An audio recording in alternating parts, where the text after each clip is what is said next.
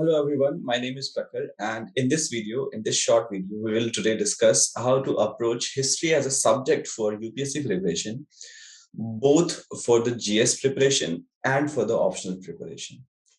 So we'll look into different aspects of history, what to do, what not to do, how to approach questions, how to make notes, and apart from that, we'll see the importance and weightage of history in different aspects of UPSC exam. For example, starting from prelims to the mains papers and finally in the interview.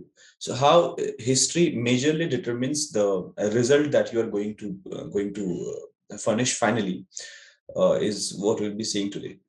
The general idea behind making this video is to make aware the students, especially the things that should not be done while studying history, okay, while preparing history as a portion of UPSC. There are many things which we do, but there are more than enough of those things also that we keep on doing which are not required. So avoiding those is very important.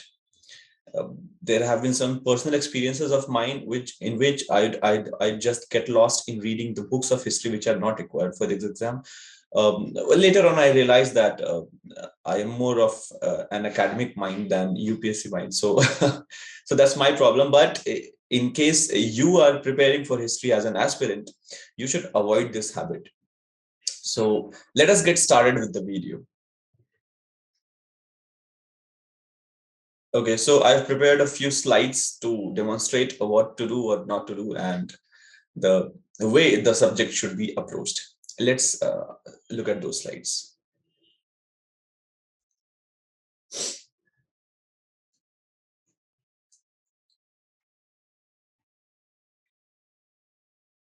Okay, so the first slide says what not to do. What not to do. That is the most important aspect. First, no random reading. Read according to demand. What do I mean when I say no random reading? For example, when we are reading partition, okay, this is true for both the GS history students and the optional history students. When you are studying the topic of partition, for GS history students, it is advisable to go through the basic books which delineates the story of the partition, the uh, various plans that came up in 1940s till the Mountbatten Plan finally, which was accepted. So the struggle behind the partition, the politics behind the partition, and the various plans that came one after another in the 1940s, and all the development of 1940s have to be covered in detail.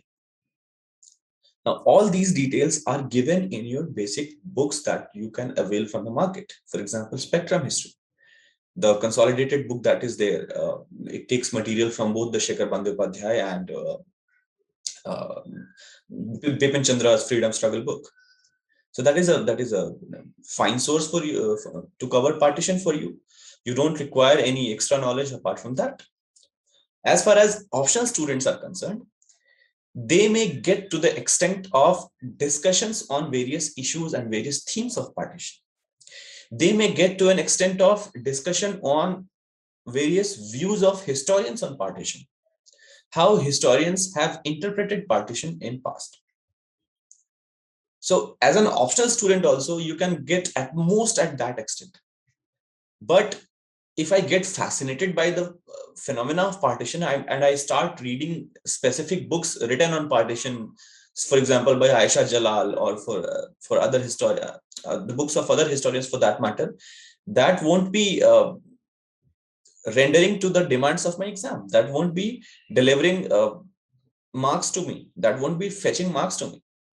Yes, they should be read. These books should be read. But while you are focusing yourself for the preparation of this exam, you should avoid reading random books. Do not read random books. Just read what is needed for the exam. Be to the point. Okay. This is true for both the GS and option students of history. Don't make your own opinions on history.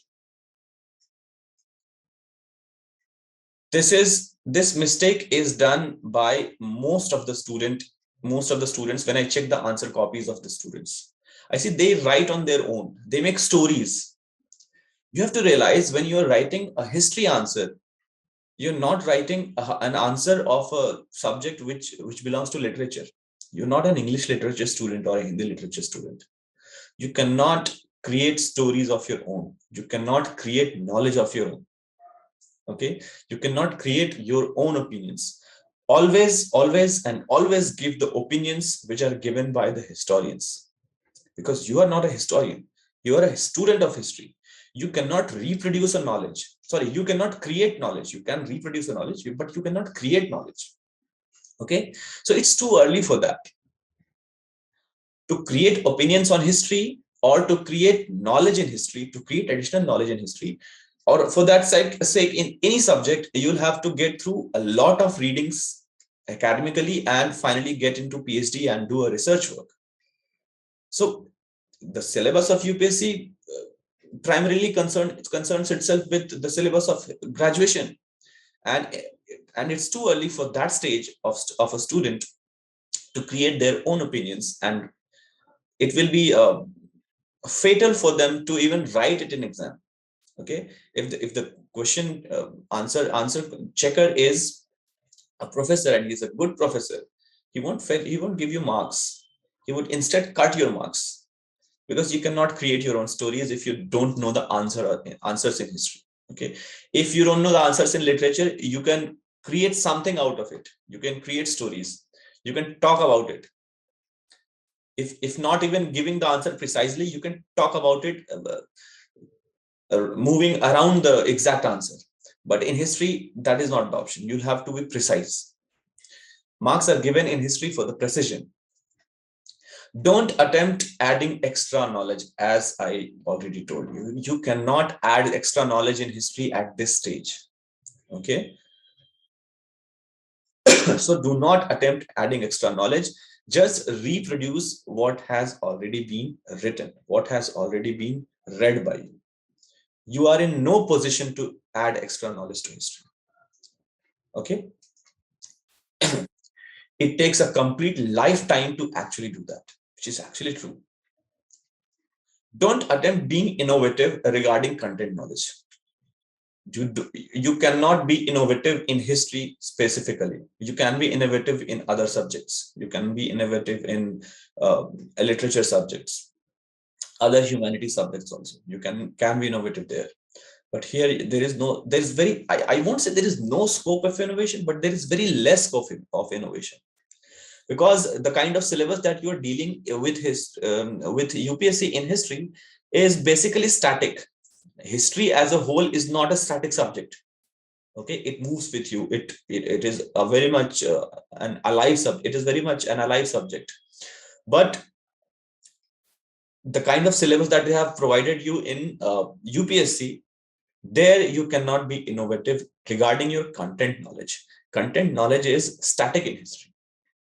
Okay, for the level of UPSC, the content knowledge is static and you can only reproduce it. Do not read academic books, as I already told you. That is our job as a teacher. Teachers need to do that. Students just need to fetch the arguments. That's it. They just need to know the arguments of historians, and teachers, it's teachers' responsibility to read various books and come up with different kinds of arguments on a certain topic. So if you go on reading different books, you'll be lost, your time will be lost, your energy will be lost, and you will fail in the exam. So it won't fetch you results. Also, you are not here to get a PhD, right? Don't study history for framing political opinions. Please avoid this. Usually, on studying history, political opinions come about. That is a very natural outcome of studying history. But the syllabus of UPSC is very basic, even for optional students. Even for optional students, the basic debates are covered, but they are not covered in a detail using which you can frame political opinions. Also, your motive for studying history here is to pass in an exam. Right now, you are preparing for an exam. You are devoting 1 year of your life to prepare for this exam. You are not here to be politically active, or you are not here to get a PhD and become a lecturer or a professor. So, okay, that is required. Reading of various scholarships on history is required for the academic world. And people in academic world usually develop political opinions on their own. But here you have to avoid it. But because that will waste your time. And time is of utmost importance here. In history, people start fantasizing about stories of past, and they start reading books and framing political opinions based on them. This is too early for that, because most of the content being asked in UPSC exams are very basic, very basic. Don't consider yourself a scholar after studying history. It may seem that I am demotivating you, but it is not demotivation. Actually, I am trying to stop you from following a path which will not fetch you results. If you are a UPSC aspirant, you should avoid these strictly. Don't consider yourself a scholar after studying GS portion. Even after studying the optional portion, I would say don't consider yourself a scholar. You have just known the basic things about history, which you should have known back in school. It is the problem of Indian schooling system that you are quite unaware of these facts till now. So if you are studying it for the first time, it may seem very fascinating to you, but let me tell you, these are very basic things which you must have known by the school.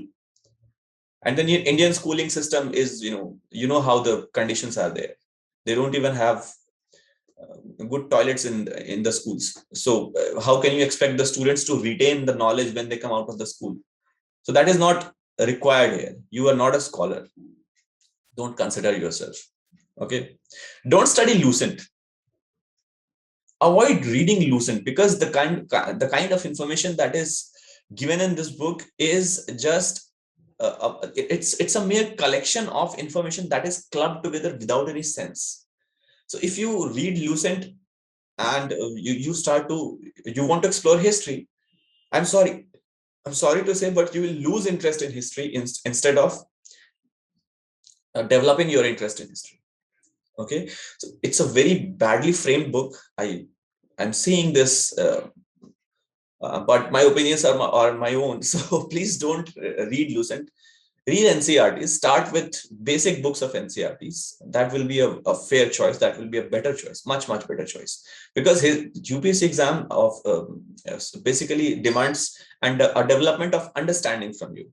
So Lucent is very poor at developing the understanding part.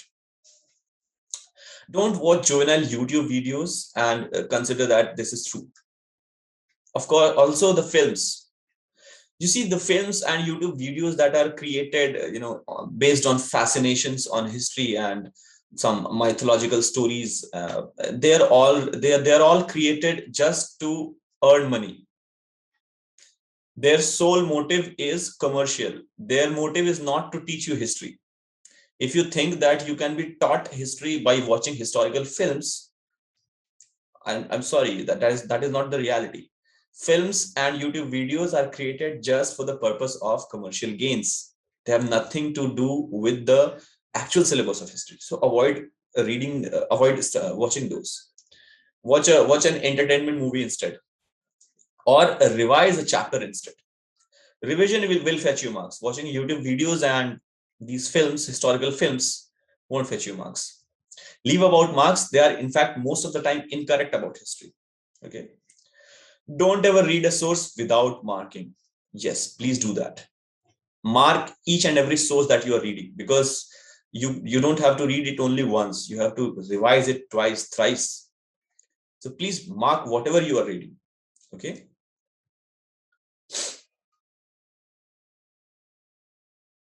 Okay.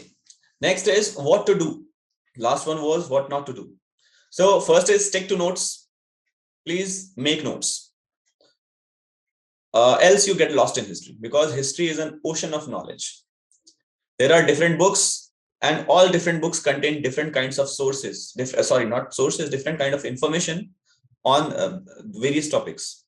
So if you have prepared notes, just and keep enriching them. Don't refer different books at different times. That in that way you'll get lost. So you lose track. Okay, keep enriching the notes instead, and keep revising them. That is a better way to study history. Don't completely trust the teacher, no matter what the teacher says, or no matter how knowledgeable the teacher looks, or no matter how knowledgeable the teacher may seem to you. Don't completely trust the teacher, because you might have read more than her or him. You might have a better way of seeing the theme in better way of seeing, looking at the theme, compared to the way in which the teacher is looking at the theme. So don't completely trust the teacher. Keep asking questions. Keep asking questions from the teacher: what, why, how, when, and where. This is how this approach is very helpful in sailing through UPSC in history papers, special history papers. In history, basically, since the syllabus is almost at the basic level in UPSC, all that it does is answers what, why, how, when, and where. In history, all the information, especially related to the GS portion of history, answers these questions only. It doesn't do anything else. So keep questioning, and yeah, keep questioning the teacher also. Keep questioning yourself, keep questioning the existing knowledge, keep questioning the teacher. At the same time, do not create new knowledge. You're not at that level. Just reproduce the given knowledge, but keep questioning. Maintain chronology. Do not read randomly. Please read history in an order. Okay, it should not be the approach that you start with medieval and then you go back to ancient, and then you again start reading the modern Indian history. Start with ancient. Start with the first chapter of ancient. It might seem boring at times, because for me it's very interesting, because I have been the student of history. But for the people who are from engineering background or from other streams, for them it might be a little boring at the start. But maintaining chronology is very, very important, because every information that is coming in the next chapter of history is in some way linked to the previous chapter or the previous existing knowledge. Whatever happened in past is propelling the events in the future. Okay, whatever happened in the modern period propelled the events in the post-modern period, and whatever happened in the post-modern period propelled the events of Gupta period. This is how history goes. There is a continuity. There is a continuity in study, and wherever there are breaks, the text itself will tell you that such and such breaks have happened in this period, and such continuities have been there. So you'll get to know about it on reading the text only. Do not read randomly. Read chronologically. Okay. Again, the importance of revision, and nothing to discuss upon this. You already know. If you're a history student, if you're a UPSC aspirant, you know the importance of revision. Limit the sources. This is repetitive point. You don't read random books. Limit the sources. Read one book and make notes out of it, and then keep enriching notes from various other sources. And whenever you revise the notes only. Don't read the books. Have faith in what you have read, but not before completing the required content. It's not that you haven't even completed the required content and you have faith in yourself. That is a false faith. So please complete the required content in a wholesome manner. It will take 3 to 4 months of yours, but complete it in a wholesome manner, and then have faith in yourself. Believe in what you have read, and whenever there are options written especially in the prelims exam, whenever you need to eliminate the options, at that point you should have a belief in whatever you have read, so that you can have faith in your knowledge, and based on that knowledge you can eliminate options. You should have this faith in yourself, that if I have not read a certain line or a certain information that is given in the prelims exam, you should have faith at yourself to that extent that you can eliminate the option based on that knowledge only. Okay, you don't have to think anything else. So have faith on yourself after you complete the content. Judge the prelims answers based on your knowledge, of course, based on your knowledge, but only after completing the content. Okay, even if you speculate the basis of speculation should be your available knowledge. Whatever knowledge you have gained, the basis of speculation should be this only. You cannot speculate or judge or randomly pick out options based on other things. Believe in what you have read, and based on that only you can speculate. If you cannot clear it, that means you are not ready for it. Give it another shot. Prepare more comprehensively next time. Next is previous year questions. Of course, again, you are not needed to, I don't think I should lecture upon this. Just keep in mind, if you read the previous year questions very well, you actually know from what content, what kind of information has to be grabbed out. Okay, so that will help a lot. Okay, I'm skipping the sources part because I think for sources, I'll have to make separate videos for GS students and optional students. Okay, I'll very quickly come up with those videos in the coming future. First, let us learn what things you should remember. Ancient and medieval are not a part of main syllabus. In mains exam, questions based on ancient and medieval history are not there. They only come from the section of art and culture, which anyway you have to prepare separately. Okay, art and culture have to be prepared separately. So if you're wasting your time in studying political history of ancient India and political history of medieval India, that is not going to help you a lot in the mains exam. That will help you only in the pre. So please remember these trends. Otherwise, you will also start reading ancient and medieval India on the basis of subjectivity. That is not required. Okay, so avoid more subjectivity. Now, next is world history. World history is not a part of pre. So you need to read world history in subjectivity, because that will come in mains. GS paper 1 usually have 3 to 4 world history questions. Okay, so please do not read world history objectively, read it subjectively. So there are two different approaches required. Please read ancient and medieval history of India objectively and read world history subjectively. Given the vastness of history, start slowly and be quick in later stages. Because in later stages, by the time you complete at least one portion, or let's say you have completed the ancient portion, you know how to approach the subject. So in the later stages, please try to be quick, because the syllabus of history is so vast that it can overpower, it can consume the times that is there for you to read other subjects also. So your preparation will get hampered that way.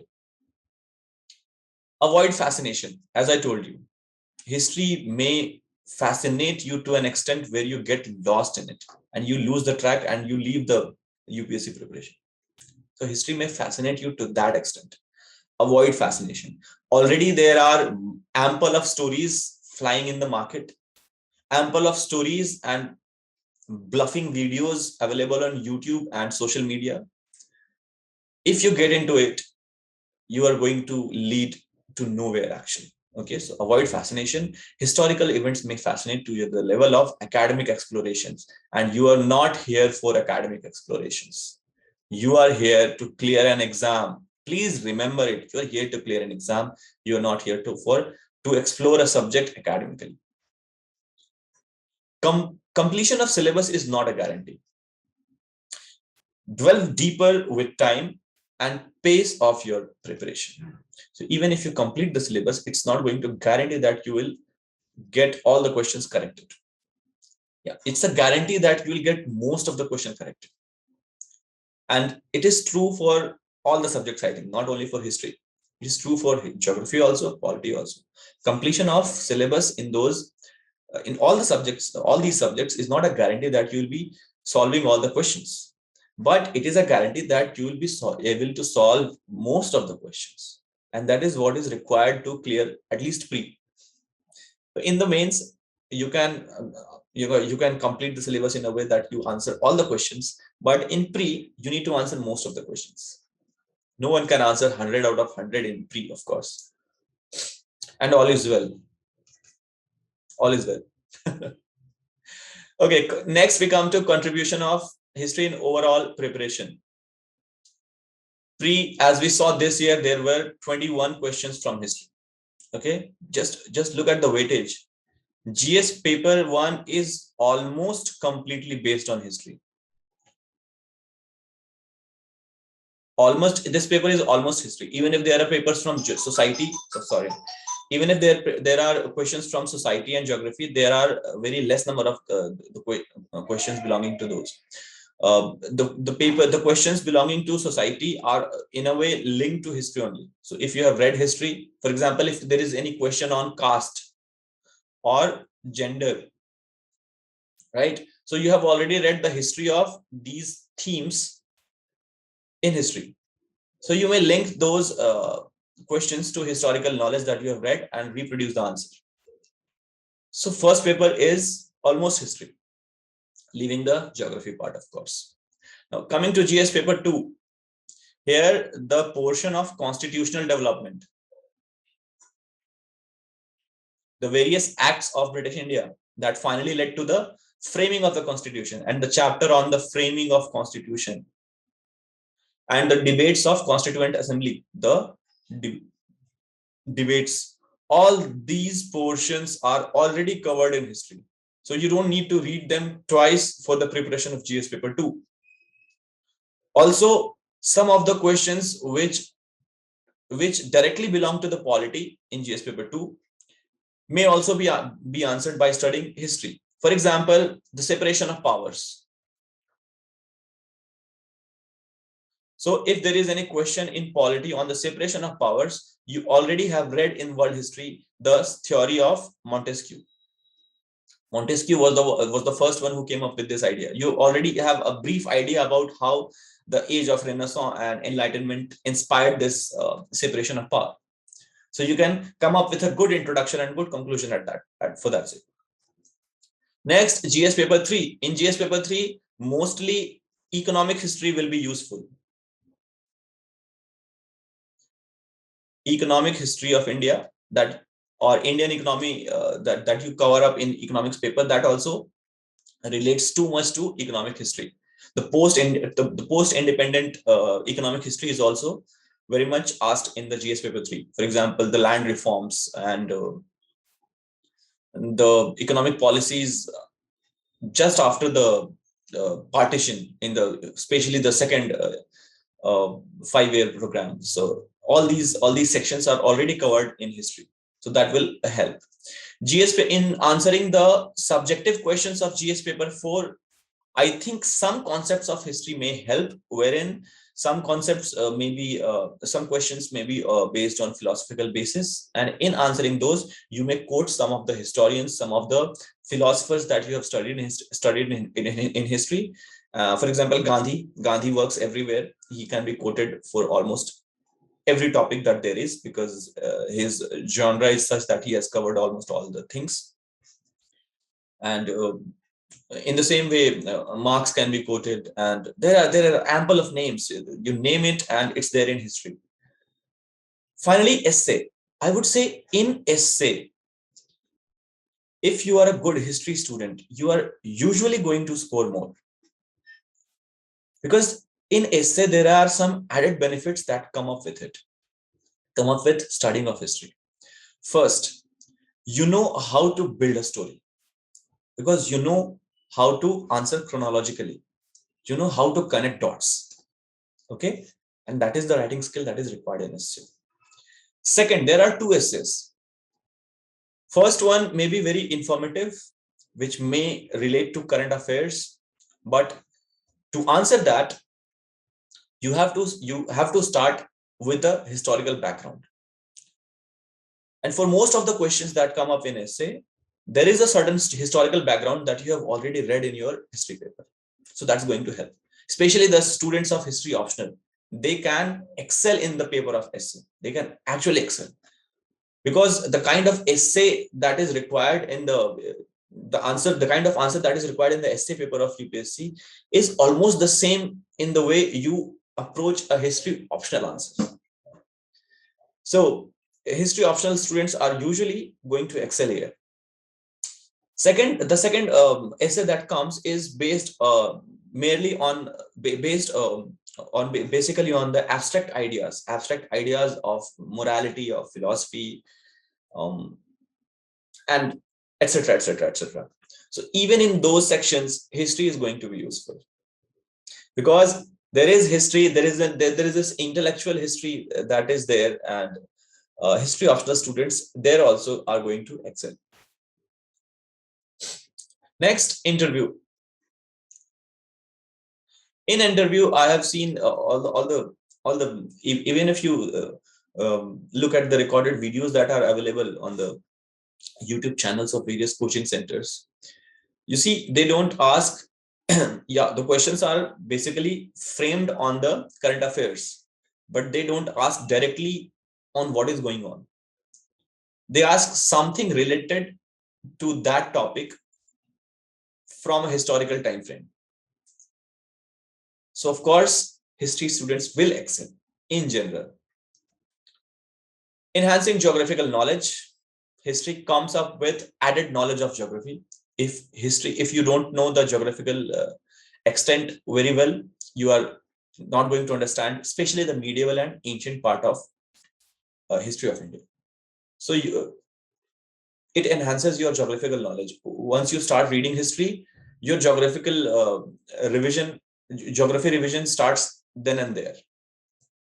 You already become aware of the details of world map when you study the world history, and India map, including physiography and political boundaries. So you are already aware of these. Regarding political boundaries, you are in fact aware of how they were framed. You are also aware of the stories behind the formation of those boundaries. So you don't need to remember them exclusively while studying geography. Enhance your answer writing skill, as I already told you in the essay paper. Historicity and chronological treatment of every answer will fetch you extra marks, and these two things only comes by studying history. Analysis and intelligent arguments. Okay, intelligent argumentations. Historical knowledge of polity and economy. Of course, that is going to fetch you marks in GS paper 2 and GS paper 3. We already discussed. Makes us an informed and responsive citizen. Even if you don't clear this exam, you are going to be a changed person for the rest of your life. Okay, whether you clear the exam or not, this changes you. This makes you a responsible citizen. This makes you a well-informed citizen. And at last, punchlines to take away. History is not mystery. You just need to ask right questions and apply historical methods to reach to the answer. So in the UPSC preparation, you don't have to apply historical methods, but you have to remember this also, that history is not a mystery. History is very much deductible. History is very much a subject which has been much explored, and yeah, it's a fascinating subject, no doubt. Past is not history. Please consider this very seriously. Past is not equal to history. Okay, history is selective study of past. It is a filtered study of past. Everything that happened in past does not constitute history, but some things based on some themes that happened in past may constitute history. So it's a filtered and selective study of past. Everything that happened in past is not history. And yes, let us get started. Meet you in classes. There will be more discussions on how to approach, and there will be more discussions on the themes of history. So in the classes, we'll start with the syllabus and major themes of history. So this is it. I think I've covered most of the aspects. Yeah, regarding the book list, I'll make separate videos for J students and optional students. So wait till that time. And thank you so much. I hope this video helps you in approaching the subject in a way that it should be. And yes, thank you.